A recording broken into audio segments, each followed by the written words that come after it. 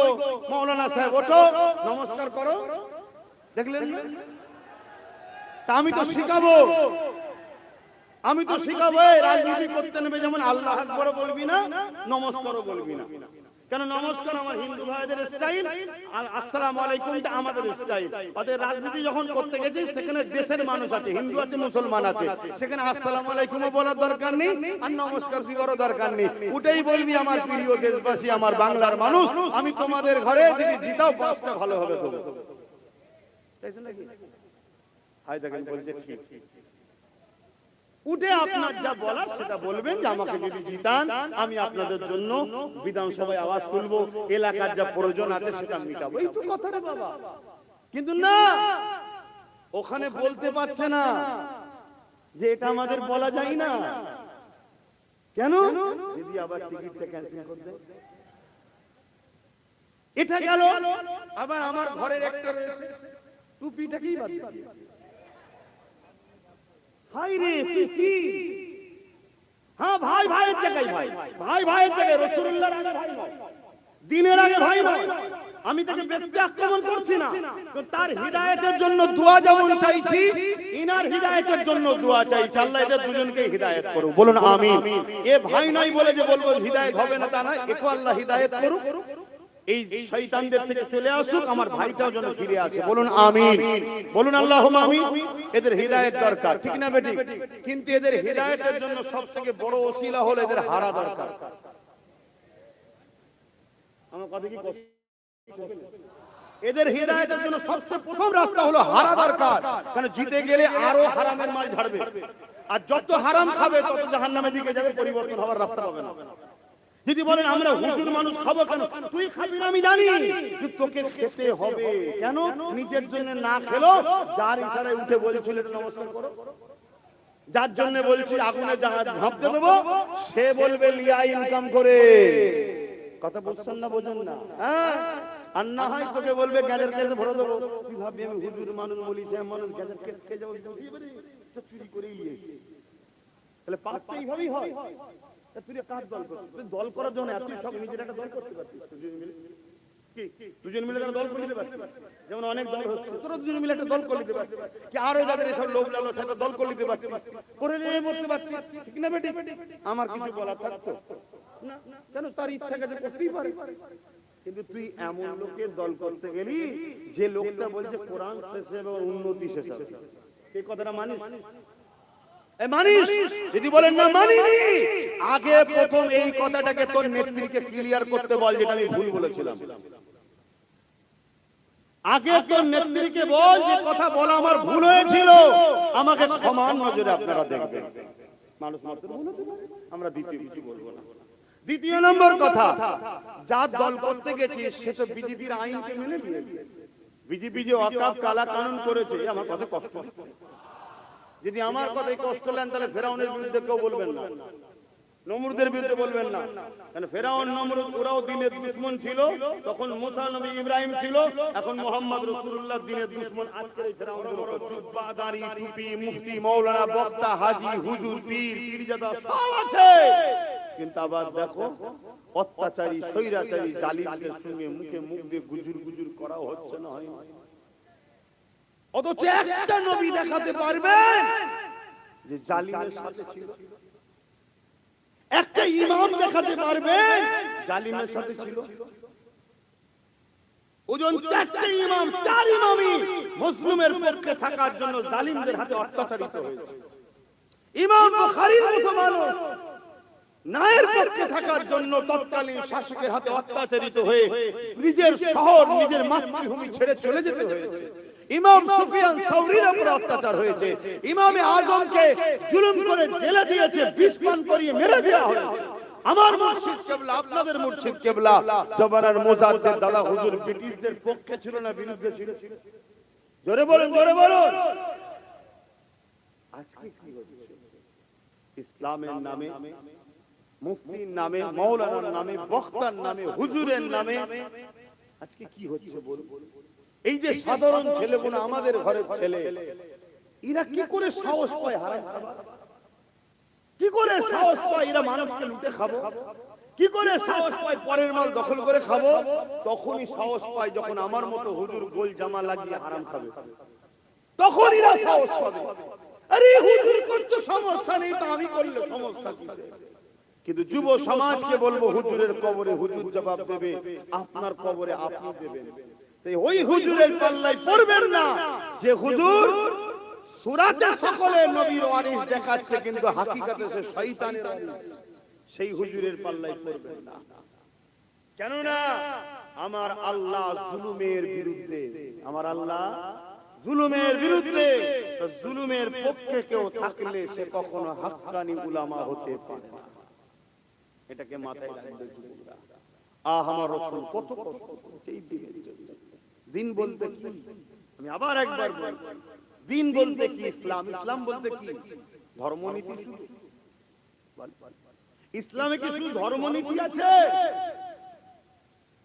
ইসলামে যেমন ধর্মনীতি আছে, সমাজনীতি আছে, পরিবার নীতি আছে, রাষ্ট্রনীতি আছে, রাজনীতি আছে, এডুকেশন নীতি আছে, বিজনেস নীতি আছে, সংস্কৃতি নীতি আছে, মানব বন্ধন নীতি আছে। হিন্দু, আদিবাসী, দাউদাল, বাগদি, খ্রিস্টান সবার সঙ্গে মিশতে হবে। কিভাবে মিশতে হবে ওই পলিসিটা আমার রাসূল শিখিয়েছেন না শিখাই না? তাহলে সব নীতি ইসলামে আছে। তাই তো আল্লাহ কোরআনে বললেন, লাকাদ কানা লাকুম ফি রাসূলিল্লাহি উসওয়াতুন হাসানা। সবথেকে উত্তম মডেল করেছে মুহাম্মদ রাসূলকে, তিনাকে ফলো করো। ধর্মনীতি রাসূল থেকে নাও, সমাজনীতি রাসূল থেকে নাও, রাজনীতি রাসূল থেকে নাও, রাষ্ট্রনীতি রাসূল থেকে নাও, এডুকেশন নীতি রাসূল থেকে নাও। নবী বাদ দিয়ে অন্য কারো থেকে উম্মতে মুহাম্মাদি আমাদের লিওয়া চলবে না। বাকি কে কি করছে আমার দেখা দরকার নেই, বাকি কে কি করছে আমার দেখার দরকার নেই। এ দেশ সবাইকে সমানভাবে অধিকার দিয়েছে, যে যার ধর্ম, যে যার উৎসব, যে যার নিয়ে আছে। আমরা ইসলামের অনুসারী, আমরা প্রতিটা নিঃশ্বাস টানা ছাড়াতে আমাদের মডেল মুহাম্মদুর রাসূলুল্লাহ। জোরে বলুন সুবহানাল্লাহ। নবীকে ফলো করুন যদি বাঁচতে চান, নবীকে ফলো করুন।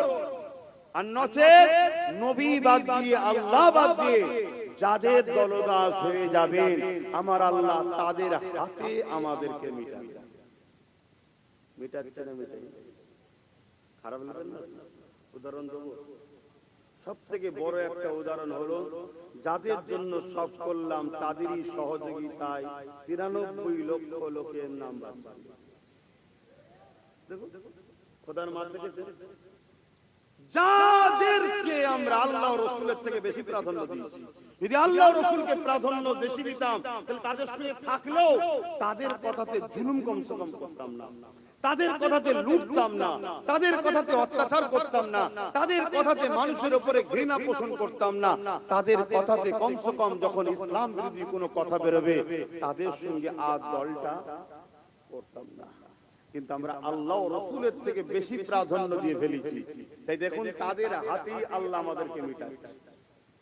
এখনো সময় আছে, বোঝার চেষ্টা করে ভাবে, ভাবতে হবে। শুধু এক কান দিয়ে শুনবেন আর এক কান দিয়ে বার করে দেবেন হবে না। ভাবার জিনিস। রাসূলুল্লাহ ওয়াজ করেছে, আবু জেহেল শুনেছে, উতবাও শুনেছে, কিন্তু হিদায়াত আবু বকর সিদ্দিক শুনে হয়েছে, এরা কিন্তু হয়নি। একবারও কি দিল বলে না যে আমার রাসূলুল্লাহ কত কষ্ট করে ইসলামটা দিয়েছে, এই ইসলামের হেফাজত করব? আমি আবার একবার বলছি, ইসলাম বলতে কি? আমি আবার একবার বলছি, ইসলাম বলতে কি? ইসলামে যেমন নামাজ আছে, রোজা আছে, হজ আছে, তাওহীদ, রিসালাত আছে। ইসলাম একত্ববাদকে বিশ্বাসের যেমন নাম, ইসলাম নারীদের অধিকার দিবার নাম। শুনছেন? শুনছেন তো নাকি? ১৫০০ বছর আগে আমার রাসূলুল্লাহ এসে যখন দেখলেন নারীদেরকে জন্ত পুঁতে দেওয়া হচ্ছে, তখন নারীদেরকে এই পুতার হাত থেকে বাঁচাবার জন্য রাসূল যে সংগ্রাম করেছে, এই সংগ্রামটা আমাদেরও করতে হবে না? রাসূলুল্লাহ নারীদেরকে জন্ত পুতার হাত থেকে বাঁচিয়েছে না বাঁচায়নি? রেপ, জুলুম, অত্যাচার বন্ধ করেছে না করেনি? এটাও তো ইসলাম। কিন্তু আমরা তাদের হাত থেকে বাঁচানো তো দূরের কথা, আমরা দেখতে পাচ্ছি এই বাংলায় এমনও লোক আছে যারা প্রকাশ্য বলে বেড়াচ্ছে যে ইসলামে নাকি রেপ করা ভালো কাজ, বললেন না নাউজুবিল্লাহ। আচ্ছা, এই কথাটা সোশ্যাল মিডিয়ায় চতুর্দিকে যাবে না যাবে না? এর কোন প্রোটেস্ট হয়েছে? ওই লোকটা যে বলেছে ইসলামে রেপ করা ভালো কাজ, সে লোকটা এক তো সংবিধান বিরোধী বলেছে, সাম্প্রদায়িক কথা বলেছে, দাঙ্গা লাগাবার কথা বলেছে, জাতিকে একটা বিশেষ সম্প্রদায়কে টার্গেট করে ঘৃণা পোষণ বাকি মানুষের কাছে জন্মাবার জন্য মিথ্যাচার করেছে। এরপরও তার কোনো শাস্তি হয়েছে? কেন হয়নি?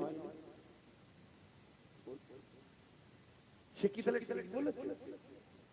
তাহলে শাস্তি হলো না কেন?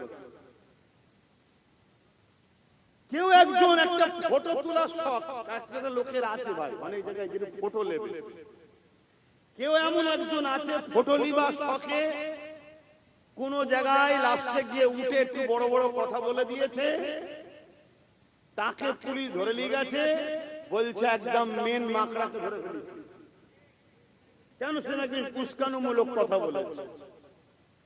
একে যদি উস্কানিমূলক কথা বলার জন্য যদি টার্গেট করা হয়, তাহলে এত বড় একটা কথা বললো ইসলামে নাকি রেপ করা ভালো কাজ, তার বিষয়ে এত কেস সবার পরও তাকে কিন্তু ধরেছে কি? তাহলে ভাই বোনের মিলটা কেমন দেখছেন? চলে আসুন,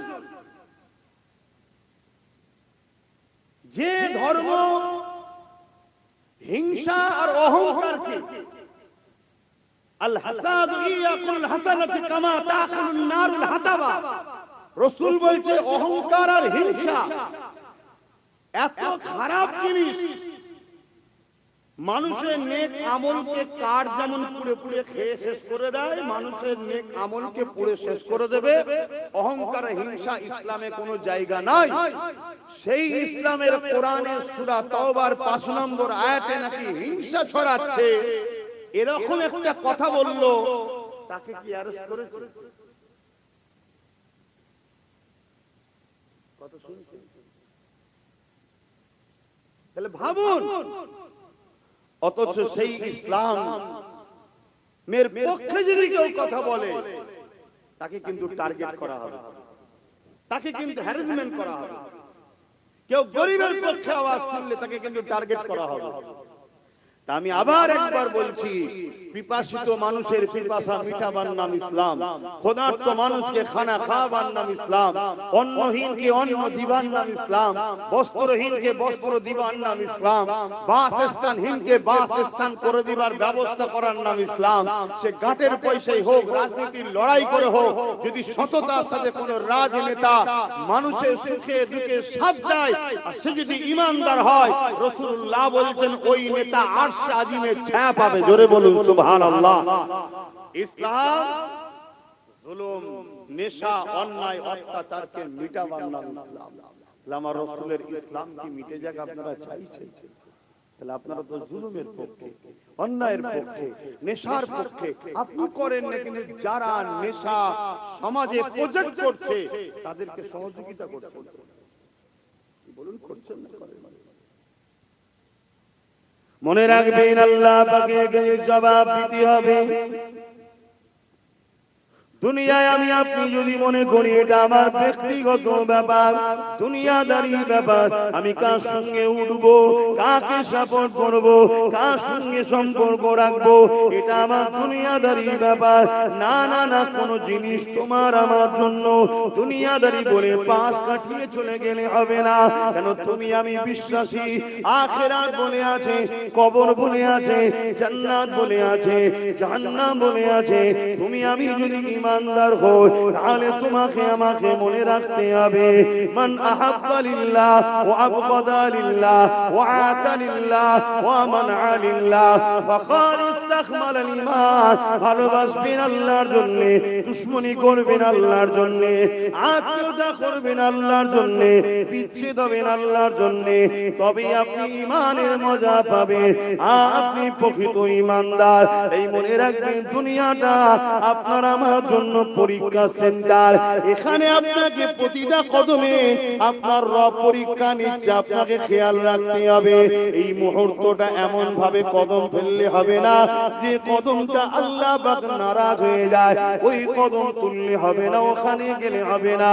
কিন্তু দুঃখের বিষয়, আজ দুনিয়ার জমিনে সবল খারাপ হয়ে যাওয়ার জন্য আমার ঘরের যুব সমাজ স্রোতের মতো খারাপের দিকে চলে যাচ্ছে।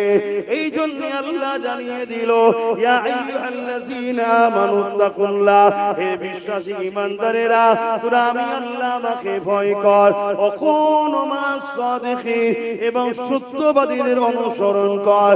এই সত্যবাদী কারা? ইহদিনাস সিরাতাল মুস্তাকিম, মুস্তাকিম যারা, মুস্তাকিম কারা? সিরাতাল্লাযীনা আন'আমতা আলাইহিম, যাদের উপরে আল্লাহ ইনাম দিয়েছে। আল্লাহ কাদের উপরে ইনাম দিয়েছে? মিনান নাবিয়িন ওয়াস সিদ্দিকিন ওয়াস শুহাদা ওয়াস সালিহিন। এই চার শ্রেণীকে আল্লাহ প্রিয় বন্ধু বলেছে, এদের দলভুক্ত হয়ে দুনিয়ার জমিনে থাকতে হবে। কেননা রাসূলুল্লাহ জানিয়ে দিলে আখিরি জামানাতে একটা সময় আসবে আমার উম্মত উম্মতিরা বড়ই মার খাবে। মাইকের আওয়াজ বুঝছেন? আস্তে, আমার আওয়াজ মাইকে বুঝছেন? সময় কম, বলার পানি কথাও নেই।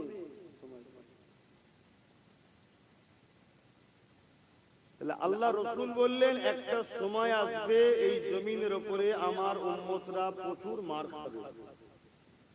সাহাবা হুজুররা জিজ্ঞেস করলেন, হুজুর আমার ভাইদের কি সংখ্যা কম হবে? মন দিয়ে শুনবেন। আল্লাহ নবী কিভাবে মার খাবে সেটাও বলে দিয়েছে। আল্লাহ নবী বলছেন, ক্ষুধার্তরা খাবারের থালের উপরে যেভাবে ঝাঁপিয়ে পড়ে, আমার উম্মতের উপরে একদল ঝাঁপিয়ে পড়বে। আমরা দেখছি না পুরো দেশ জুড়ে, আমার রাজ্য জুড়ে বিভিন্ন জায়গায় ভিড় মুসলমানকে পিটিয়ে পিটিয়ে মেরে ফেলেছে। দেখছেন না? দেখেন রাসূলুল্লাহর কথা মিলছে তো? মিলবে। সব মিশ হতে পারে, আমার রাসূলুল্লাহর কথা কখন মিশ হবে না? কারণ নবীর মুখ কথা আল্লাহ। জোরে বলুন সুবহানাল্লাহ। রাসূল বললেন, আমার উম্মতের উপরে একদল মানুষ, ক্ষুধার্ত পশুরা যেভাবে খাবারের উপর ঝাঁপিয়ে পড়ে, তাদের উপরে ঝাঁপিয়ে পড়ে একটা সময় আমার উম্মতের উপরে প্রচুর অত্যাচার জুলুম মার খাবে। সাহাবা হুজুররা জিজ্ঞেস করলেন, হুজুর কারণ কি? আমার ভাইদের কি সংখ্যা কম হবে? আল্লাহ নবী কি উত্তর দিয়েছেন শুনেন। নবী বললেন, না, সংখ্যা কম হবে না। তাহলে আমরা কি সংখ্যা কম?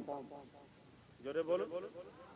সংখ্যা যদি কম হতো তাহলে আমার দেশের রাজা মশাই বাংলায় ঢোকার জন্য ইচ্ছা করে মুসলমানদের নাম কেটে বাদ দিতে হতো না। ওরাও জানে যে যতক্ষণ না নাম কেটে বাদ দিচ্ছি ঢোকা সম্ভব নয়। কিন্তু এখনো মাথা চুল করছে, এত নাম কেটে বাদ দিবার পরে এখনো বলতে 110-15 জেটের উপরে যাচ্ছে না। শুনছেন তো? তাহলে আমাদের সংখ্যাটা কত বুঝতে পারছেন? কিন্তু তারপরও মার খাচ্ছে কারা? কথা বলবেন তো? রাসূলকে সাহাবারা জিজ্ঞেস করলেন, সংখ্যা কি কম হবে? রাসূল বললেন, না। তাহলে হুজুর সংখ্যা যখন কম নাই তাহলে মার খাবে কেন? আমরা 313 জনে মার খাইনি, আর ওদের সংখ্যা বেশি হবে তাও মার খাবে বলছেন কেন? আল্লাহ নবী বলেছিলেন, প্রথম নম্বর কারণ, তারা মৃত্যুকে ভয় করবে, আল্লাহকে ভয় করবে না। কাকে ভয় করবে? মৃত্যুকে ভয় করবে, আল্লাহকে ভয় করবে না। আজকে আমাদের অন্তরে আল্লাহর ভয় আছে না মৃত্যুর ভয় আছে? মৃত্যুর ভয় ঢুকে গেছে, এজন্য মারতে। ওজন মৃত্যু থেকে রেহাই কেউ পাবে না। আর মৃত্যু 1 সেকেন্ড আগেও আসবে না, 1 সেকেন্ড পরেও আসবে না। যার যে টাইম সে টাইমে আসবে। আমরা মৃত্যুকে ভয় করি, আল্লাহকে ভয় করা ছেড়ে দিয়েছি। আমরা তাগুতি শক্তিকে ভয় করি, আল্লাহকে ভয় করা ছেড়ে দিয়েছি। শুনছেন? আজ বড় দুঃখ। অথচ রাসূল বললেন, যার হৃদয়ে আল্লাহর ভয় থাকবে দুনিয়ার জালিম তাকে ভয় করবে। জোরে বলুন সুবহানাল্লাহ। কোন দেশে যদি পারমাণবিক শক্তি থাকে ওই দেশকে অন্য দেশ ভয় করে না? করে না? তাহলে যার হৃদয়ে আল্লাহর ভয় আছে, এই সামান এই পাওয়ারটা আছে, দুনিয়া সব জালিম তাকে ভয় করবে।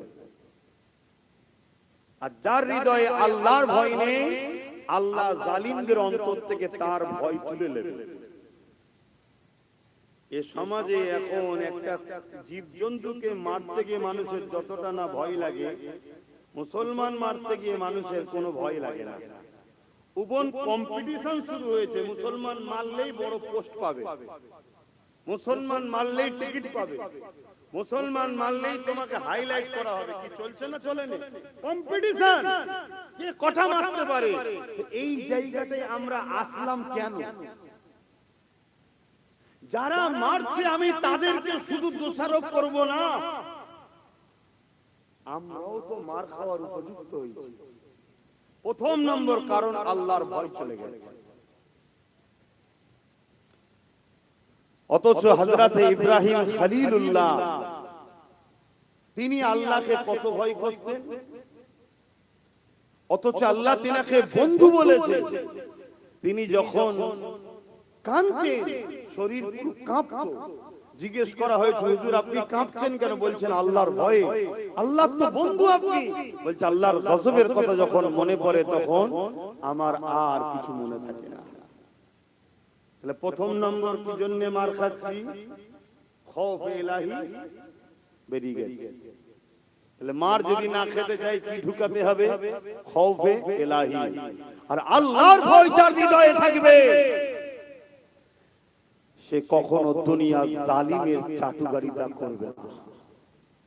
দুনিয়ার কোন সন্তান অত্যাচারী স্বৈরাচারী জালিমের নেতৃত্বকে মেনে, জোরে বলো, নেবে না। কেন? তোর জুলুম রাখতো, আমি আমার আল্লাহকে ভয় করি। জোরে বলো সুবহানাল্লাহ।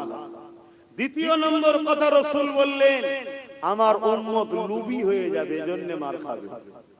আজকে আমরা লুবি হয়েছি না? কথা বলে এতটা লুবি হয়ে গেছি, অবাক লাগছে। ইতিহাস পড়েছিলাম, ইমামে হুসাইন পাকের কারবালার ইতিহাস পড়েছিলাম। ইমামে হুসাইন পাক সেদিন ইজিদের বিরোধী করেছিল। কে জিতছিল? মন দিয়ে শুনবেন, আজকের জালিম শাসকদের সঙ্গে মিলাবেন। এজিদ একটা অত্যাচারী শাসকের নাম, এজিদ একটা সমাজ বিরোধী শাসকের নাম, এজিদ একটা খুনি শাসকের নাম, এজিদ একটা শরাবী শাসকের নাম, এজিদ একটা প্রজাদের উপরে অত্যাচারী শাসকের নাম, এজিদ একটা তার দরবারে নারীর নাচ নিয়ে আনন্দ ফুর্তি করত। এইরকম একটা বদমাই লম্পট চরিত্রহীন জালিম অত্যাচারী খুনি শাসক ছিল এজিদ। আজকে যদি কারো সঙ্গে এই খসলত গুলো মেলে, মনে রাখবেন আজকের দিনে সে হলো আজকের এজিদ। আমাদের মধ্যে অনেকে মনে করে যে কারবালা শুধু ইমাম হোসেন পাকের হয়েছে। না না, কারবালা প্রতিটা যুগে যুগে হচ্ছে। কারবালা শুরু করেছে ইমাম হোসেন পাক, প্রমাণ করে দিয়েছে নিজের ঘর থেকে কল্লা কেটে দিতে রাজি আছি, কিন্তু অন্যায়ের সঙ্গে হাত মিলাতে রাজি নয়। সেদিনও হাত ছিল, আজও হাতই আছে। সেদিন ছিল হাতের উপরে হাত রেখে সাপোর্ট করে, এখন সুইচ টিপা। শুনছেন তো নাকি?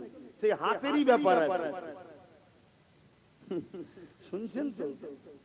এজিদ জালিমের নাম, জুলুমের নাম, অত্যাচারীর নাম, খুনির নাম, চরিত্রহীনের নাম, লুটেরার নাম, প্রজাদের উপর অত্যাচারীর নাম। আজকে যদি কোন শাসক এরকম থাকে তাহলে জানতে হবে আজকের দিনের জালিম এজিদ। ঠিক না? আর আজকে যদি এই এজিদের আপনি সাথে থাকেন তাহলে আপনি নিজেকে আয়নার সামনে দাঁড় করিয়ে বলবেন, আমি যদি সেদিন থাকতাম আমি সেদিনও সেই এজিদের পক্ষে দাঁড়িয়ে হোসাইনের বিরুদ্ধেই আমি থাকতাম। শুনছেন? আর আজকে যদি কোন মুসলমান আজকের এজিদের বিরুদ্ধে থাকেন, আপনি ফখর করে বলুন, আল্লাহ যদি সেদিন আপনাকে রাখতো আপনি হোসাইনের পক্ষেই দাঁড়াতেন। জোরে বলুন সুবহানাল্লাহ। শুনছেন তো নাকি?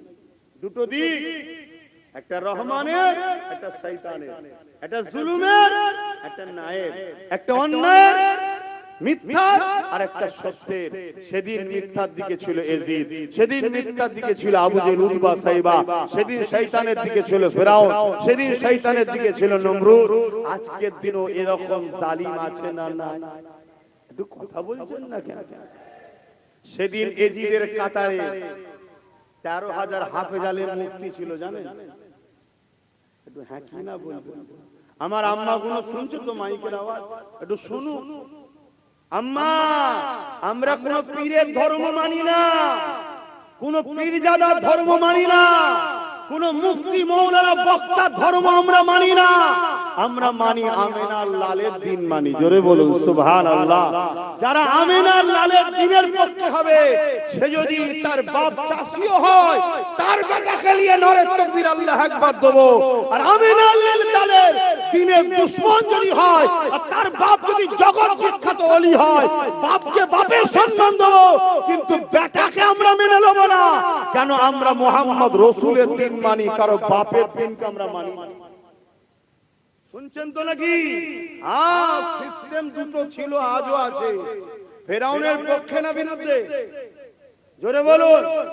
নমরুদের পক্ষে না বিরুদ্ধে? এজিদের পক্ষে না বিরুদ্ধে? কেন ভাইরা কি করে? জুলুম, ইসলাম বিরোধী, মানবতার বিরুদ্ধে, তাই তো নাকি? আজকের কেউ যদি ফেরাউন, নমরুদ, এজিদ হয়, তার পক্ষে আপনি দাঁড়াতে পারবেন? আর যদি দাঁড়ান আর ফেরাউনের বিরোধী করেন, তা ফেরাউন তো বলবে, আরে আমি কি দোষ করলাম? তুই যার সাথে আছিস তার আর আমার মতো তো পার্থক্য নেই। সে আজকের জালিম, আমি তখনকারের জালিম। কথা শুনছেন না? শুনুন। মুনাফিককে চিনুন, মুনাফিককে বুঝুন। আজ যদি কেউ মনে করে, ও আল্লাহ, মৌলানা সাহেব গেছে যখন, মুফতি সাহেব যখন গেছে, হুজুর সাহেব যখন গেছে, তাহলে মনে হয় এবারে হালাল হয়ে গেছে, এরকম কেউ ভাবছেন না? তার জন্য আমি একটা দলিল দিয়েছি, শোনেন।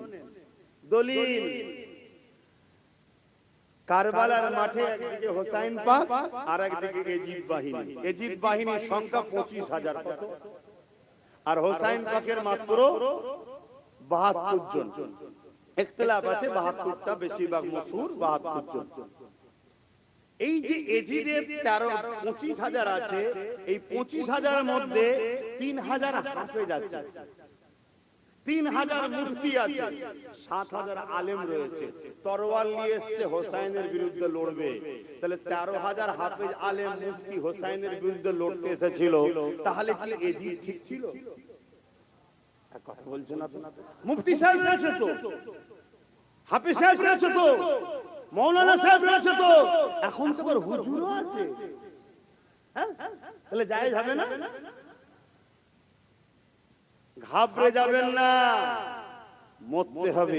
আল্লাহ আমাদের পরীক্ষা নিচ্ছে। আমাদের বাপকে আল্লাহ পরীক্ষা নিয়েছে না? নাই।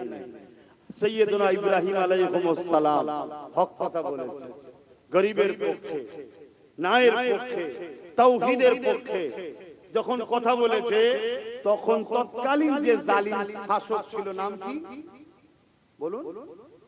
নমরুদ। বলবেন তো? নমরুদ। নমরুদ কি করলো? ইব্রাহিম নবীকে বিশাল আগুন তৈরি করেছে, সে আগুনে ফেলতে যাচ্ছে। ফেলার সময় ইব্রাহিম নবীকে বলছে, ইব্রাহিম, তোমার এখনো সময় আছে, কেন আমার সঙ্গে ঝগড়া করছো? মানুষকে কেন আমার বিরুদ্ধে ভুল বুঝাচ্ছ? কেন মানুষকে বিগড়াচ্ছ? মানুষ আমাকে মানছে, তোমার অসুবিধা কি হচ্ছে? তোমার দরকার হয় 2-3টে এলাকা এলাও, রাজত্ব করো, মজা করো, আয়েশ করো। শুনছেন তো? এতে একটা টিকিটে বিক্রি হয়ে গেছে। তখন 2-3টে এলাকা, দেশ, পুরো পৃথিবীর রাজা ছিল নমরুদ। নিয়ে নাও, কেন আমার বিরোধী যাচ্ছ? আর যদি না লাও, আগুনে ফেলে দেবো। এখানে কেউ আগুনে ফেলবে বলছে না, তাতেই সব আমাদের দেশে খারাপ। এই সময় আব্বা জান ইব্রাহিম আলাইহিস সালাম বলেছিলেন, হে জালিম নমরুদ, আমি আমার আল্লাহকে ভালোবাসি। আল্লাহর সৃষ্টিতে ঘরে তুই জুলুম করছিস, আল্লাহর সৃষ্টিতে ঘরে ভুল রাস্তায় নিয়ে যাচ্ছিস, আমি তাই তোর বিরোধী করছি। নমরুদ রেগে গেল। মনে শুনবেন, যুবকরা, তোমাদের আব্বা হয়, প্রত্যেকটা মুসলমানের পিতা ইব্রাহিম আলাইহিস সালাম। বাপের বেটা একটু তো খসলত থাকা দরকার। ভুল হয় জানি, আমার কি ভুল নেই? আমারও অনেক ভুল আছে। কি তা বলে দিনের সঙ্গে গাদ্দারি করবে, মানুষ জাতির সঙ্গে জুলুম করবে? খুব মন দিয়ে শোনে। তা ইব্রাহিম আলাইহিস সালামকে চরকিতে তুলেছেন, যেটা ঘুরিয়ে ফেলবে, কপিকল টাইপের একটা ঘুরিয়ে ছুঁড়ে, এত আগুনের তাপ, কাছে যেতে পারছে না, এত বিশাল আগুন উপর দিয়ে পাখি যেতে পারে না, পড়ে যাচ্ছে আগুনে, কত ভয়ানক আগুন। ইব্রাহিম আলাইহিস সালামকে চরকিতে তুলেছে, ঠিক এমন সময় জিবরাইল সাল্লাম এসে চরকি ধরে ফেলেছে, ধরে বলছে, ভাই ইব্রাহিম, তোমাকে তো আগুনে ফেলবে, কিছু হেল্প করব? ইব্রাহিম সাল্লাম কি উত্তর দিচ্ছে শোনো, ভাই জিবরাইল, আল্লাহ আমাকে পরীক্ষা নিচ্ছে, আমি তো বলি আল্লাহকে ভালোবাসি, আমার পেটের পরীক্ষা নিচ্ছে আল্লাহ। আমার আম্মারা, বোনেরা, মন দিয়ে শোনেন, যা ক্ষতি করেছেন তার বলে কাজ নেই। 1000-1200 টাকায় নিজের ছেলের চাকরি বাকরি সব ভবিষ্যৎ শেষ করে ফেলে, শিক্ষা তো শেষ, শুধু মদের দোকান দেখা যাচ্ছে, স্কুল নেই। যা করেছেন করেছেন, এখনো তওবা করার সময় আছে। খুব খুশি, খুব খুশি, কাগজ জমা দিচ্ছে, ভোটার কার্ড, আধার কার্ড, প্যান কার্ড। কেন রে বাবা 1000 টাকা পাবে? আর ওইগুলো বসে বসে বসে বসে দেখে, চেহারা এই মেয়েটার এখানে খাতুন আর ওখানে বিবি, একে ফাঁসানো যায়, বুঝলি? এই জাতীয় এসআইয়ের মা বোনদের নাম বেশি কেন? ওই যে কাগজ সব আগে থেকে পেয়ে গেছে, বসে ঠান্ডা করে সব মাথা মেরে, চেহারা এদেরই সমস্যা বেশি আছে, বুঝলি? লোভে পাপ, পাপে ফাঁসা ফাঁসতে বলেন। এরপরও বলবো, আল্লাহর কাছে তওবা করুন। এখন আপনার সিদ্দিকী বেঁচে আছে, যখন বেঁচে আছি কথা দিচ্ছি, এর সমস্যা সমাধানের জন্য আপনাদের সাথে আছে। মরে গেলাম কি করে থাকবো? কিন্তু আপনাকে তো আমার হাতটা ধরতে হবে নাকি? আপনি বিপদে পড়েছেন, আমি তুলছি, ডুবছেন, আপনি ধরবেন না, তাহলে আমি কি করতে পারি? লাইনে তো আসতে হবে। তো ভাইয়া শুনেন মন দিয়ে, তো সেই জায়গায় আব্বা জিবরাইল সাল্লামকে কি বলছে ইব্রাহিম সাল্লাম, জামাকে আল্লাহ পরীক্ষা নিচ্ছে, এখন একদম ডিস্টার্ব করো না। তবে যাবার আগে শোনো, ও হযরত জিবরাইল, আমার আল্লাহ তিনি শাইউন কাদির, এই আগুনের মধ্যে আমাকে বাঁচাতে পারে। জোরে বলুন সুবহান। কি ঈমান দেখেন বাপরে, আমাদের ঈমান। এ জিবরাইল, জান আপনি ডিস্টার্ব করবেন না, আমার আল্লাহ আমাকে দেখতে পাচ্ছে। আল্লাহ যদি চায় ইব্রাহিমকে বাঁচাবো, এই আগুনের মধ্যে বাঁচাতে পারে। আর আল্লাহ যদি ইব্রাহিমকে পরীক্ষা নিবার জন্য আগুনে পুড়িয়ে আমাকে মেরে দেয়, শহীদ হয়ে যায়, ইন্তেকাল হয়ে যায়, আমি ইব্রাহিমের কথা শুনে যান, একটা জান দিয়েছে আল্লাহ, যদি আবার ফিরিয়ে দেয়, আবার আল্লাহর জন্য পড়তে রাজি, আবার যদি ফিরিয়ে দেয়, আবার পড়তে রাজি, আবার যদি ফিরিয়ে দেয়, আবার পড়তে রাজি। এই জিবরাইল শুনে রেখে দাও, আমার আল্লাহ যদি আমাকে পরীক্ষা নেয়, আমি আল্লাহর প্রেমে একবার নয় 1000 বার পুরে প্রমাণ করে দেবো, আল্লাহ আমার কাছে আমার জানের থেকে আপনাকে বেশি ভালোবাসি। আরো জোরে বলুন সুবহান। কি পরীক্ষা! আর আজকে আমাদেরকে আল্লাহ পরীক্ষা নিচ্ছে, আমরা ফয়সালা করতে পারছি না। কেমন পরীক্ষা? একদিকে বিজেপি আর একদিকে টিএমসি। শুনছেন তো নাকি? বিজেপি ও মসজিদ মাসাদ দুশ্মন, ইও মসজিদ মাসাদ দুশ্মন, ও ডাইরেক্ট এ ইনডাইরেক্ট। শুনছেন তো নাকি? এ বারবার বলছে আমাকে ভোট না দিলে বিজেপি চলে আসবে, আর বিজেপি বলছে আমাকে ভোট না দিলে মোল্লারা দেশ দখল করে নেবে। এদের দুজনের সেটিংটা দেখেছেন? বিজেপি হিন্দু ভাই দেখে যে বলছে আমাকে ভোটটা না দিলে মোল্লারা দখল করে নেবে, পাকিস্তান এসে যাবে। আর টিএমসি মুসলমান পাড়ায় গিয়ে বলছে কি, ভোট ভাগাভাগি করলে আমাকে না দিলে বিজেপি চলে আসবে। অথচ দুজনই দেশের গাদ্দার, দুজনই দেশকে শেষ করে দিচ্ছে। না হিন্দুরা নিরাপদে আছে, না মুসলমানরা ভালো আছে, না দেশ উন্নতি হচ্ছে, না মুসলমান হিন্দুর কারো বিকাশ হচ্ছে। কিন্তু দুজনে কেমন গেম প্ল্যান। তো যাক, আমার হিন্দু ভাইরা কি ফয়সালা দেবে সেটা তাদের স্বাধীনতা, কিন্তু আমার কমকে একজন ধর্মগুরু হিসেবে বুঝাতে পারি তো নাকি? এটা জনসভা না, জনসভা হলে হিন্দু মুসলমান সবাইকে বুঝাতাম, এটা ধর্মসভাতে এখন আমার মুসলমানকে শুধু বলবো, কেন হুজুর হিসেবে এসেছি, নেতা হিসেবে না। যদি বলেন হুজুর তাহলে রাজনীতির কথা বলছেন কেন? হুজুরেরই কাজ তার মুরিদদেরকে রাজনীতি শেখানো। কেন রাজনীতি করা হালাল, দুর্নীতি করা হারাম। যদি রাজনীতির নামে দুর্নীতি হয়, শোষণ নীতি হয়, আমার মুরিদগুলো জাহান্নামে চলে যাবে। মানে ভাই বাপ মার কথা বলছি রে, দাদা হুজুর আমার কওমের মানুষ, আমার নবীর উম্মত। রাজনীতি কাকে বলে আর দুর্নীতি কাকে বলে এটা শিখাবে কারা? হুজুররা, মুলি সাহেবরাই শিখাবে তো, তাই তো নাকি?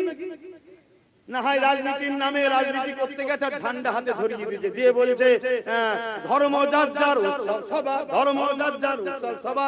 আজকে আবার দেখছিলাম, কই গো মাওলানা সাহেব, ওঠো নমস্কার করো, দেখলেন না? তা আমি তো শিখাবো, আমি তো শিখাবো রাজনীতি করতে নেবে যেমন আল্লাহ আকবার বলবি না, নমস্কারও বলবি না। কেন? নমস্কার আমার হিন্দু ভাইদের স্টাইল, আর আসসালামু আলাইকুমটা আমাদের স্টাইল। অতএব রাজনীতি যখন করতে গেছি সেখানে দেশের মানুষ আছে, হিন্দু আছে, মুসলমান আছে, সেখানে আসসালামু আলাইকুমও বলার দরকার নেই আর নমস্কার দিবারও দরকার নেই। ওটাই বলবি, আমার প্রিয় দেশবাসী, আমার বাংলার মানুষ, আমি তোমাদের ঘরে যদি জিতাও বাসটা ভালো হবে তো, তাই তো নাকি? হাই দেখেন বলছে ঠিক, উঠে আপনার যা বলার সেটা বলবেন, যে আমাকে যদি জিতান আমি আপনাদের জন্য বিধানসভায় আওয়াজ তুলবো, এলাকার যা প্রয়োজন আছে সেটা মিটাবো, এই তো কথা রে বাবা। কিন্তু না, ওখানে বলতে পারছে না যে এটা আমাদের বলা যায় না। কেন? যদি আবার টিকিটটা ক্যান্সেল করে দেয়, এটা গেল। আবার আমার ঘরের একটা রয়েছে, টুপিটাকেই বাদ দিয়েছে। হাই রে কি?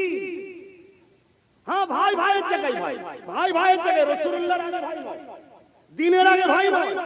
আমি তাকে ব্যক্তি আক্রমণ করছি না, তো তার হিদায়াতের জন্য দোয়া যেমন চাইছি, ইনার হিদায়াতের জন্য দোয়া চাইছি। আল্লাহ এদের দুজনকে হিদায়াত করুক, বলুন আমিন। এ ভাই নাই বলে যে বলবো হিদায়াত হবে না তা নয়, একে আল্লাহ হিদায়াত করুক, এই শয়তানদের থেকে চলে আসুক, আমার ভাইটাও যেন ফিরে আসে, বলুন আমিন, বলুন আল্লাহুম্মা আমিন। এদের হিদায়াত দরকার, ঠিক না বেটি? কিন্তু এদের হিদায়াতের জন্য সবথেকে বড় ওসিলা হলো এদের হারা দরকার। আমার কথা কি? এদের হিদায়াতের জন্য সবচেয়ে প্রথম রাস্তা হলো হারা দরকার। কারণ জিতে গেলে আরো হারামের মাল ঝাড়বে, আর যত হারাম খাবে তত জাহান্নামের দিকে যাবে, পরিবর্তন হওয়ার রাস্তা হবে না। যদি বলেন আমরা হুজুর মানুষ খাবো কেন, তুই খাবি না আমি জানি, কিন্তু তোকে খেতে হবে। কেন? নিজের জন্য না খেলো, যার ইশারায় উঠে বলছিল নমস্কার করো, যার জন্য বলছি আগুনে ঝাঁপতে দেবো, সে বলবে লিয়া ইনকাম করে। কথা বুঝছেন না? বোঝেন না? হ্যাঁ, আর না হয় তোকে বলবে গ্যাজের কেসে ভরে দেবো। তুই ভাববি আমি হুজুর মানুষ, বলি সে মানুষ, গ্যাজের কেস খেয়ে যাবো, চুরি করেই এসে। তাহলে পাপটা এইভাবেই হয়। তুই কাজ দল কর, তুই দল করার জন্য এত সব নিজের একটা দল করতে পারছিস, দুজন মিলে দল করে নিতে পারছিস।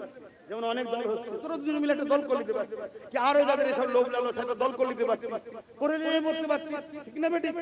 আমার কিছু বলার থাকতো না, কেন? তার ইচ্ছা কাজে করতেই পারে। কিন্তু তুই এমন লোকের দল করতে গেলি যে লোকটা বলছে কোরআন শেষ এবং উন্নতি শেষ হবে, এই কথাটা মানিস? মানিস? যদি বলেন না মানিনি, আগে প্রথম এই কথাটাকে তোর নেত্রীকে ক্লিয়ার করতে বল, যেটা আমি ভুল বলেছিলাম। আগে তোর নেত্রীকে বল যে কথা বলা আমার ভুল হয়েছিল, আমাকে সমান নজরে আপনারা দেখবেন। মানুষ মাত্র ভুল হতে পারে, আমরা দ্বিতীয় কিছু বলবো না। দ্বিতীয় নম্বর কথা, যার দল করতে গেছে সে তো বিজেপির আইনকে মেনে নিয়েছে। বিজেপি যে ওয়াকফ কালা কানুন করেছে, আমার কথা কষ্ট। যদি আমার কথাই কষ্ট নেন তাহলে ফেরাউনের বিরুদ্ধে কেউ বলবেন না, নমরুদের বিরুদ্ধে বলবেন না। কারণ ফেরাউন, নমরুদ ওরাও দিনের দুশমন ছিল, তখন মুসা নবী ইব্রাহিম ছিল, এখন মুহাম্মদ রাসূলুল্লাহ দিনের দুশমন আজকের এই ফেরাউনগুলো করছে। রাগ হলে আমার উপরে রাগ দেখিয়ে লাভ নাই। তুমি যদি তোমার দাদা দিদির দলকে ভালোবাসো আর তার বিরুদ্ধে বললে যদি তোমার রাগ হয়, তাহলে আমি আমার কোরআনকে ভালোবাসি, আমার কোরআনের বিরুদ্ধে যে বলবে তার উপরে রাগ হবে। তুমি যদি তোমার দাদা দিদির দলকে ভালোবাসো, তাদের বিরুদ্ধে বললে যদি তোমার রাগ হয়, আমি আমার ওয়াকফ মসজিদ মাদ্রাসা কবরস্থানকে ভালোবাসি, তার বিরুদ্ধে যে করবে তার উপর আমার রাগ হয়। কোন এমন মুসলমান আছে যে কোরআনের দুশমনকে ভালোবাসে, কোরআনের বিরুদ্ধে গিয়ে তারপরে সে বলবে আমি ঈমানদার আছি? খুব সাবধান হন। এদের জন্য দোয়া করি, আল্লাহ এদেরকে হেদায়েত করুক, বলুন আল্লাহুম্মা আমিন। এদের প্রথম স্টপিস হচ্ছে এদের হারা দরকার। তাই যদি এদেরকে কেউ ভালোবাসেন, এদের চাহানেওয়ালা আলেম উলামা মাননেওয়ালাও যদি কেউ আমার কথা শুনে থাকেন, যদি বাঁচতে চান সর্বপ্রথম এদেরকে হারান। না হয় আগামী দিন এদের দ্বারা, যেমন এক মাওলানার দ্বারা মদের বিলে সই করিয়েছে, জানেন তো নাকি? সে বেচারি একটা সময় কিন্তু ভালো ছিল, কিন্তু এর পাল্লাই পরে খারাপ হয়ে গেছে, সঙ্গ দোষ, শুনছেন তো নাকি? তা সেই মৌলী সাহেব আজকে খারাপ হয়ে গেল। তা এরা যদি যেতে, এদের দ্বারা তো এরকম অনেক নোংরা কাজ করিয়ে নেবে। তাই ইসলামকে যদি ভালোবাসেন, দ্বীনকে যদি ভালোবাসেন এবং এদেরকেও যদি ভালোবাসেন, প্রথম কথা হলো এদের হারা দরকার। তাহলে আল্লাহ হয়তো এরা যখন হেরে যাবে, এদের কাজ দল গুরুত্ব দেবে না, আর দেবে না। একটা শুধু মজা লিবার জন্য নিয়েছে, এটা থাকে না, সেটা চুষে লাও। এর আগে আমাদের পরিবারে আরো অনেকের মজা লিয়েছিল না, এখন তাকেই গাল দিচ্ছে, কেন? চুষা হয়ে গেছে। এখন এদের থেকে একটু নিতে চাইছে, যখন দেখবেন হেরে গেছে বলবে হ্যাঁ এইসব ভেড়াগুলোকে কি করতে নিয়েছিলি, বাদ দে বাদ দে বাদ দে বাদ দে। তখন এই বেচারিগুলো আবার সেই বাবারা বাবারা করতে করতে চলে আসবে আমাদের মঞ্চে। তাহলে এদের হারা দরকার আছে না? তাহলে আমি কেন দুশমন? এই কথা বলছি, আমি তাদের ভালো চাইছি। ভাই দেখেন ভালো যুগ নেই না, ভালো কথা বলতে নেই। আরে ওসব নাচ গানের কথা ছাড়ো না, কথা তো করে ফেলেছে, কি করা যাবে? সব মলি সাহেব মানুষের দ্বীপে ঢোকে, ওসব কথা বাদ হয়ে গেছে, কি করা যাবে? ওর থেকেও ভয়ানক ভয়ানক কাজ হয়ে যাবে। আল্লাহ হিফাজত করুন, বলুন আল্লাহুম্মা আমিন। তো যাই হোক, সময় তো কম, একটু সালাম দিয়ে এসআইআর নিয়ে একটা কথা বলবো। কেন এসআইআর নিয়ে মানুষ টেনশনে আছে, তাই তো নাকি? একটা কথা বলবো, একটু সালাম দেন। ইয়া নবী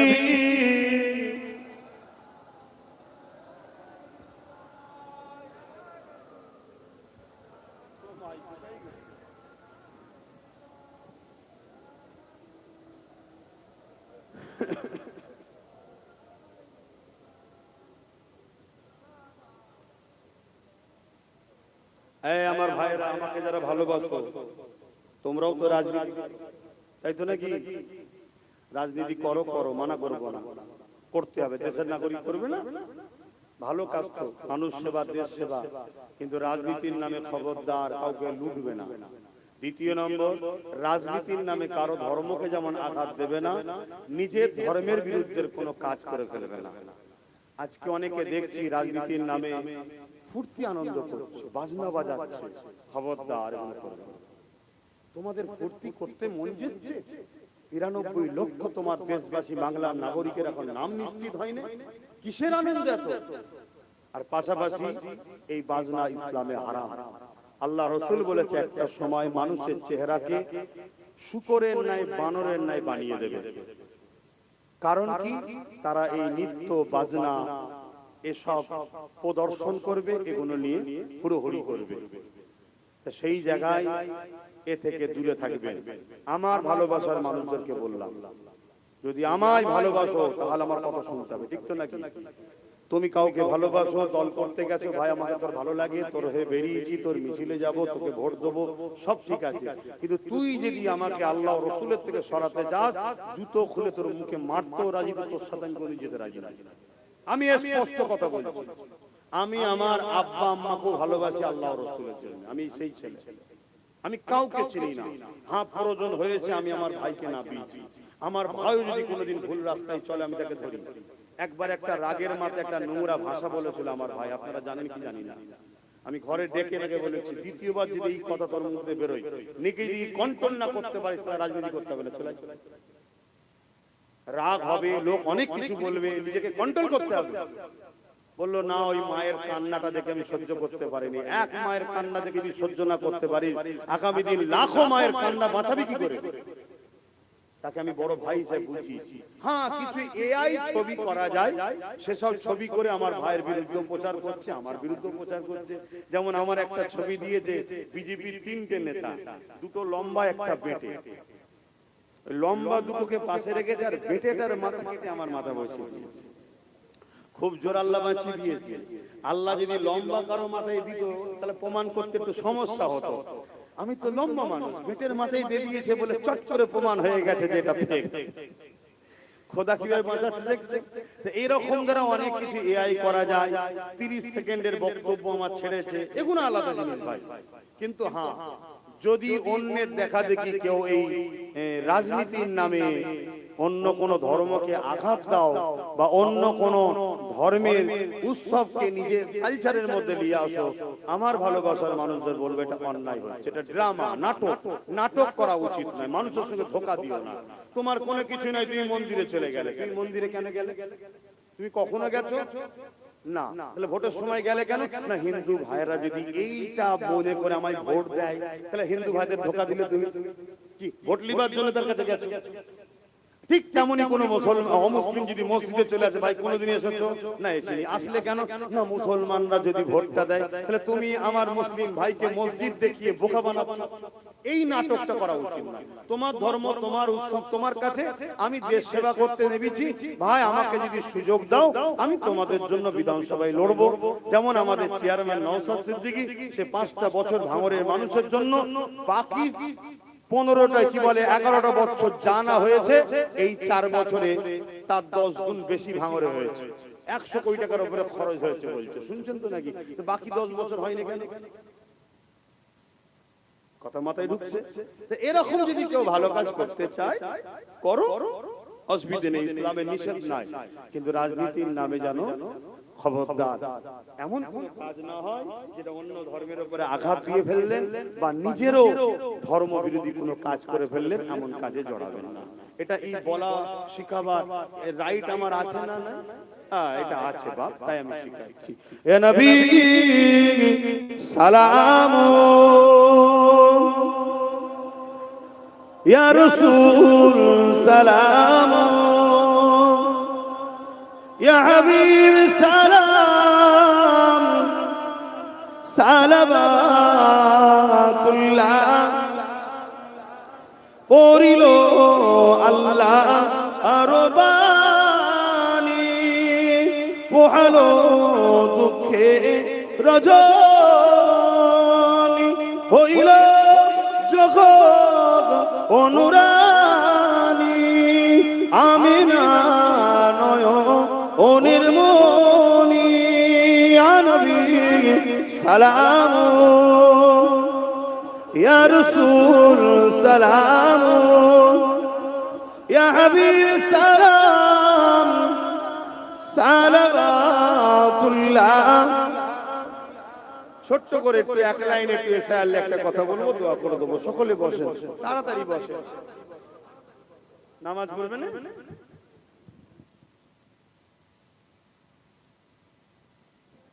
শোনেন শোনেন, এই যে এসআইআরে যাদের নাম বাদ গেছে, শুনছেন তো, ডিলিট হয়ে গেছে, আমি তাদেরকে বলবো ভাই, এসআইআর আরো 11টা থেকে 12টা রাজ্যে হচ্ছে, শুনছেন তো?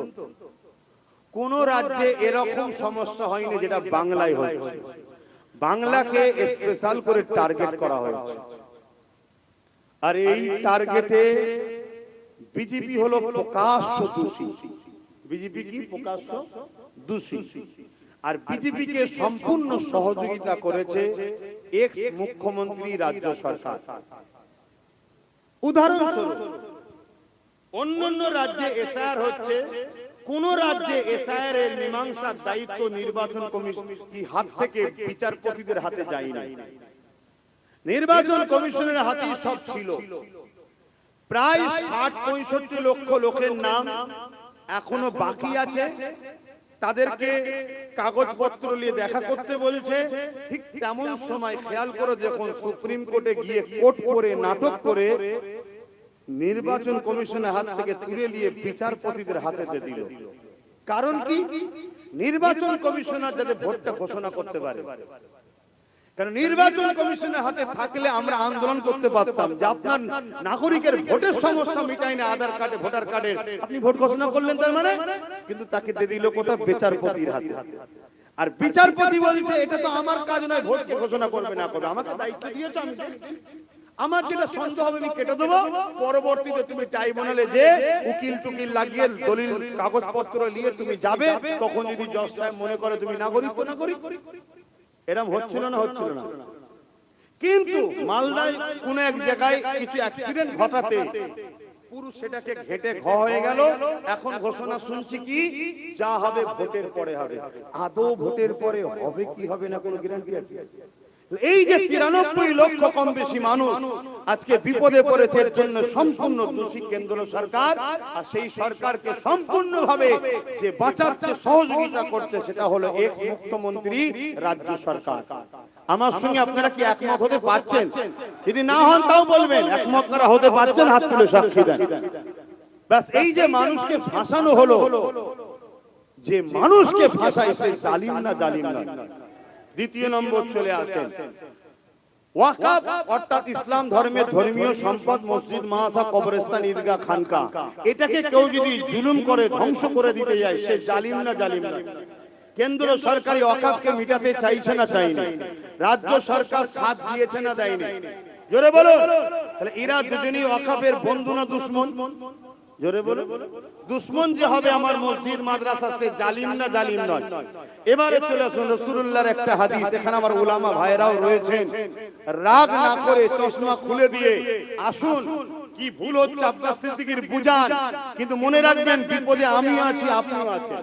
আপনি ফুরফুরা ওয়ালা হন, তাবলীগ ওয়ালা হন, দেওবন্দি ওয়ালা হন, বেরেলি ওয়ালা হন, আর যে কোনো ওয়ালা হন, বিপদে কিন্তু আমি আপনি উভয়ই রয়েছি। কেন? কবরস্থান আপনার আমার, মসজিদ আপনার আমার, মাদ্রাসা আপনার আমার, সবটা টার্গেট। তাই মনে রাখবেন, ব্যাপারটা বুঝার চেষ্টা করুন। তাই আমি বলবো, আল্লাহ রসুলের মিশকাত শরীফের হাদিস, নবী বললেন, কোন মুসলমান যদি অত্যাচারী জালিমকে, অত্যাচারী জালিম জানার পর কোন মুসলমান যদি শক্তিশালী করার জন্য তার সাথ দেয়, ওই মুসলমান ইসলাম থেকে বেরিয়ে যাবে। আমি আবার একবার বলছি, কোন মুসলমান যদি অত্যাচারী জালিমকে, অত্যাচারী জালিম জানার পরও তাকে শক্তিশালী করার জন্য সাথ দেয়, ওই মুসলমান ইসলাম থেকে বেরিয়ে যাবে। যারা এসআইআর এর নামে নিরীহ মানুষকে পেরেশান করছে, তারা জালিম না জালিম নয়? এর জন্য কেন্দ্র সরকার রাজ্য সরকার উভয়ে দোষী না দোষী নয়? তাহলে এরা জালিম না জালিম নয়? যারা ওয়াকফকে মিটাচ্ছে কেন্দ্র ও রাজ্য সরকার, এরা জালিম না জালিম নয়? জানার পরও কেউ যদি এদেরকে ভোট দেয়, তার মানে শক্তিশালী করার জন্য, তারা ইসলামে থাকবে না বেরিয়ে যাবে? রাসূলুল্লাহর হাদিস। আর যে বেরিয়ে যায়, তার নামাজ, তার দাড়ি, তার টুপি, তার মুফতি, তার মাওলানা, তার বক্তা, তার হুজুর, আর কিছু রইলো? একটু মাথা ঠান্ডা করে কাজ করবে। রইলো এবারে এই কথা, রইলো বিজেপি চলে আসবে। বিজেপি আসার জন্য সবথেকে বেশি সহযোগিতা এই বাংলায় যিনি করেছেন, তিনি রাজ্য সরকার। কেন? 15 বছর আগে এই বাংলায় কোনো বিজেপি ছিল না, ইনি বিজেপিকে এনেছে, খাল কেটে কুমির এনেছে। এক। দ্বিতীয় নম্বর, সে যেভাবে মুসলমানদের নামগুলোকে বাদ দিচ্ছে প্রতিটা বিধানসভায়, তাহলে আপনি যদি 20% 20,000 মুসলমান, 30,000 মুসলমান ভোটই দিতে না পারেন, তাহলে আপনি রুখবেন কি করে? কিন্তু 2021 আমি বলেছিলাম যে চেয়ারের একটা পায়া তৈরি করো। আজকে যদি এই সরকারকে তুমি 2011 200 কি বলে 150টা কি 140টা দিতে, আর আমাদেরকে যদি 40, 50, 60, 70টা দিতে, কম বেশি যারা ছিলাম আমরা, তাহলে একসাথে সরকার হতো না? হতো না? তাহলে এই সরকার কি এই জুলুম করতে পারত? অতএব বোঝো, এখনো সময়, এখনো সময় আছে। হাড়ুয়া হোক, বাদুরিয়া হোক, দেগঙ্গা হোক, বসিরার উত্তর হোক, ভাঙর হোক, মিনাকা হোক, ক্যানিং পশ্চিম হোক, ক্যানিং পূর্ব হোক, এই যে গুণ ভাবো, আমডাঙ্গা হোক, অশোকনগর হোক, এই সব জায়গায় একদম বুঝতেই তো পাচ্ছেন আবহাওয়া সব উল্টো চলছে। তাহলে এই জায়গায় আপনারা যারা এদিক ওদিক আছেন, আমি বলবো এদিক ওদিক না করে কমসে কম ভাবেন যে আমাদের হাতে 15-20টা থাকে, তাহলে লড়াই করার একটা জায়গা থাকবে। একটা ছেলে যদি এতটা লড়াই করতে পারে, তো এইটা একটু মাথায় রাখার জন্য আপনাদেরকে বলার অধিকার আছে না? একটু অধিকার বলে গেলাম। বাকি দুটো বিষয় বললাম, সেটা হলো এসআইআর করে যে মানুষকে শেষ করছে যারা, আর যারা ওয়াকফকে মিটাচ্ছে, জালিমকে ভোট দিলে, জালিমকে শক্তিশালী করলে, আল্লাহ রাসূল বলছে ইসলাম থেকে বেরিয়ে যাবে। একটু মনে রাখবেন। তাই আপনি হয়তো কাউকে ভালোবাসেন, আজকে সে কিছু ভুল করে ফেলছে, আপনি ভালোবাসা ঝুঁকে পড়ে তার পক্ষে দাঁড়িয়ে সোশ্যাল মিডিয়ায় কথা বলছে, আপনি আপনার ভালোবাসাকে আরো পাকে পুঁতছেন। আমাকে যদি সত্যি কেউ ভালোবাসে, আমার যদি ভুল হয়, সে আমার হয়ে হাওয়া যদি দেয়, তাহলে জানবেন সে আমার দুশমন। আর সে যদি আমায় সত্যি ভালোবাসে, সে আমায় বুঝাবে যেটা আপনি ভুল বলছেন, তাহলে জানবেন সে আমার উপকার করলো। আজকে যেভাবে আমার ওয়াকফ, আমার মুসলিম সম্প্রদায়কে বিশেষ করে টার্গেট করা হয়েছে। পাশাপাশি এসসি এসটি ভাইয়েরাও বিপদে, হিন্দু সমাজের বড় একটা অংশ গরিব মানুষ বিপদে। সবটাকে খেয়াল করেই আমাদের চলতে হবে। যদি অনেকে বলছে যদি আমাদের সঙ্গে আপনাদের মনে হয় যে সাথ দিতে অসুবিধা হবে, তাহলে আমি বলবো বিগত দিন যাদের সাথ দিয়েছিলেন তারা আপনাদের জন্য কি করলো বলেন, কি করেছে বলেন। সেই জায়গায় আমরা তো বেশি কিছু বলছি না, আমরা শুধু ডিফেন্স করার মতো একটা শক্তি আমাদেরকে দেন, একটা ডিফেন্স করার মতো শক্তি নিজেদের হাতে একটা রাখেন, এটা দরকার আছে না নাই? কেন বাই চান্স যেমন আজ ঠকালো, এসআইআর হতে দেবো না, আমার লাশের উপর দিয়ে হবে, হইয়ে দিল। ওয়াকফ আমাদের ব্যাপার নয়, দিল্লি চলে যাও আন্দোলন করো বলেছে তো নাকি? তাহলে আপনাদের তো দিন এসছে, বলবেন তো দিল্লি চলে যাও, বলবেন না? সেই জায়গায় এই যে ফাঁসিয়ে দিল, আজকে বলছে নাকি এনআরসি তে কাউকে ক্যাম্পে যেতে দেবো না। তো এ যা না বলে সব হ্যাঁ হয়, তাহলে কাল আপনার হয়ে লড়বে কে? যদি সেই জায়গায় যদি আপনার পাশে নবী বংশের আওলাদ, দাদা পীরের আওলাদ, নওশাদ ও তার সাথে 15-20টা যদি থাকে, লড়াই করার একটু হলেও তো লোক পাবেন নাকি? একটু মাথায় রাখবেন। এটুকু বললাম, খারাপ দিলেন যে আমি আমার বাপ, আমার মা, আমার ভাই, আমার বোনকে তো বুঝাবো নাকি যে খবরদার রাজনীতি করতে গিয়ে যেন ঈমান হারানা হয়ে যায়। কেন এমন লোককে সাথ দেবেন না যে আপনার দ্বীনের ক্ষতি করছে। হ্যাঁ, আমার কাছে দুটো অপশন এসেছে, একটা মুসলমান, একটা হিন্দু। মুসলমান সূরাতে কিন্তু দ্বীনের দুশমনের সঙ্গে হাত মিলিয়েছে, অমুসলিম কিন্তু দ্বীনের দুশমন নয়, আমাদেরই লোকের সাথে হাত মিলিয়েছে। আমার কাছে এই অমুসলিম কোন জাত দেখবো না, এ আমার মসজিদের যদি উপকার নাও করে, ক্ষতি যখন করেন এর সাথ আমি দেবো। ও মুসলিম সেজে মসজিদের যখন ক্ষতি করছে ওর সাথ আমি দিতে পারবো না। কথা কিছু মাথায় ঢুকছে? কারণ রাজনীতি আমি চাই না আমার মসজিদ নেতারা করে দিক, আমার মাদ্রাসা নেতারা করে দিক, ওর জন্য আমরা আছি না নাই। কিন্তু আমি এটা চাই আমার মসজিদ মাদ্রাসার ক্ষতি যেন করো না। তাই তো নাকি? তুমি রাজনীতি করছো, রাজনীতি করবে যাও, মানুষের রুজি রুটি শিক্ষা স্বাস্থ্যের কথা ভাবো। আমার মসজিদের তোমাকে ভাবতে হবে না, বিরোধীও করতে হবে না। কিন্তু তুমি তো ভাবলে না, উপরন্ত নিউ টাউনে আমার জায়গায় আমি মসজিদ করছি, তুমি করতে দিলে না এখনো। আর তুমি রাজকোষের টাকা দিয়ে সেখানে ধর্মস্থান তৈরি করছো, এটা কি তুমি ঠিক করছো? তাহলে বলো, তাহলে আজকে আমাদেরকে কণ্ঠাসা করা হচ্ছে কোন পাওয়ারে? রাজ পাওয়ারে। তাহলে আমাদেরও রাজ পাওয়ার হাতের দরকার আছে না না? আমি হুজুর করিনি, ইমাম করেনি, মুফতি মৌলানা করেনি, কিন্তু আমরা তো ডিরেকশন দেব। এই যুব সমাজ না, আমি পিছনে আছি না না, যেমন দরগারিপুরি হুজুর তোমার দেগঙ্গা থেকে দাঁড়িয়েছিল, দাদা হুজুরের খলিফা ছিলেন, কথা বুঝে আসছে? দরগাপুরি হুজুর দাঁড়িয়েছিলেন, দাদা হুজুরের খলিফা সম্ভবত ছিলেন। হ্যাঁ, তিনাকে দাদা হুজুর বাবা মুরিদদের ঘরে বলেছিলেন, বাবা একটু খেয়াল করো। এই তো কথা, দাদা হুজুর করেন কিন্তু তার তো খলিফা দাঁড়িয়েছে। তা আমি করব না, আমার যুব সমাজ দাঁড়াবে। কথা বুঝে আসছে? আমার ভাইকে ডাইরেক্ট দিয়ে দিয়েছি, যা তুই যা। কেন? আমি একটা অন্য জগতে চলে গেছি, তুই যা। কথা বুঝে আসছে না নাই? মনে রাখবে, আমাদের হাতে যার উপরে পাকড় থাকবে, যাকে আমরা ধরতে পারবো, যদি কোনো উপকার হয়, কোনো অসুবিধা হয়, তার দ্বারা আমি তো করে দিতে পারবো। ঠিক তো নাকি? আজকে কোনো লোক বিপদে পড়ে গেলে আমার কাছে আসলে, নওশাদ যদি নাও পাই, আমি সঙ্গে সঙ্গে ফোন করে বলি, এই সমস্যাটা হয়েছে, দেখে দিবি তো? ও সঙ্গে সঙ্গে দেখে দেয়। তাহলে এই গুণ আপনারা বুঝবেন। আপনাদের এলাকায়, আশপাশে, এটা কি এলাকা? হাড়ুয়া, দেগঙ্গা, এই যে দেগঙ্গা, হাড়ুয়া, বসিরহাট, উত্তর, এইসব এলাকায় যদি আমার ভালোবাসার মানুষ যারা, যাদের উপর আমার কথা চলবে, তাহলে কিছু হলে আমি তাদের বলে করে দিতে পারবো। এগুলো মাথায় রাখবেন। তো যাক, আগামী দিন হয়তো এই নাগরিকত্ব পেতে গেলে কি লড়াই হবে না হবে, সেই লড়াই তো করতে হবে। কেন 93 লক্ষ লোক তো চারটিখানি ব্যাপার না।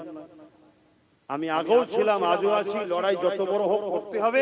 কিন্তু মনে করি প্রশাসন আমাদের সামনে বাধা হয়ে দাঁড়াবে, তাই তো নাকি? তো প্রশাসন যাদের কথা শুনবে, সেরকম কিছু লোক যদি আমাদের হাতে থাকে, তাহলে লড়াইটা একটু জোর হবে। এটা ভাবার যদি হয় ভাববেন, না বাবারা আমি কি করতে পারি। সংক্ষেপ সময় অনেক কিছু বললাম, আবার একবার বলি, যাদেরকে আমরা ভালোবাসি তারা ভুল পথে চলে যাচ্ছে, আল্লাহ তাদেরকে হেদায়েত করুক, বলুন আল্লাহুম্মা আমিন। তাদেরকে যদি ফিরাতে চাই সবচেয়ে বড় বিষয় হারা দরকার, আল্লাহুম্মা আমিন। আয় আল্লাহ, এই সংক্ষেপ সময় দিনের স্বার্থে, দিনের পক্ষে এবং